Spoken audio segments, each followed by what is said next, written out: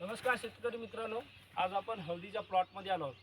तर शेतकरी मित्रांनो, आता साधारणतः हळदीला 90 दिवस पूर्ण झालेले आहे आणि सध्या हळदीची फुटव्याची अवस्था चालू आहे.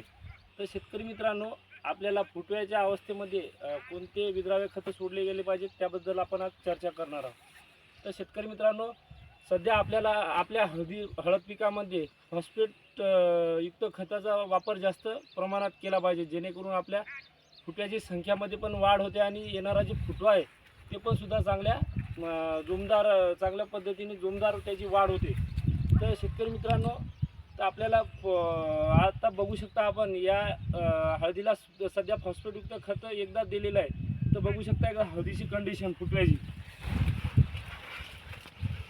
तर सध्या 1-1, 2-2, 3 ते 4 फुटवेपर्यंत संख्या आहे आणि याच्यानंतर आता पण फुटवे चांगल्या पद्धतीने निघू शकतात. तर शेतकरी मित्रांनो, आपल्या हळद पिकामध्ये जर सुद्धा चांगल्या प्रकारे फुटव्याची संख्या वाढवायची असेल तर आपल्याला फुटवे फॉस्फेटयुक्त खतं दिले गेले पाहिजे. त्यासोबत एखादा फॉस्फेट सोल्युबलायझिंग बॅक्टेरिया म्हणजे जमिनीमध्ये जे आपण पडलेले फॉस्फेट आहे ते उपलब्ध करण्यासाठी एखादा जीवाणूचा वापर करून आपण हळदीला देऊ शकतो.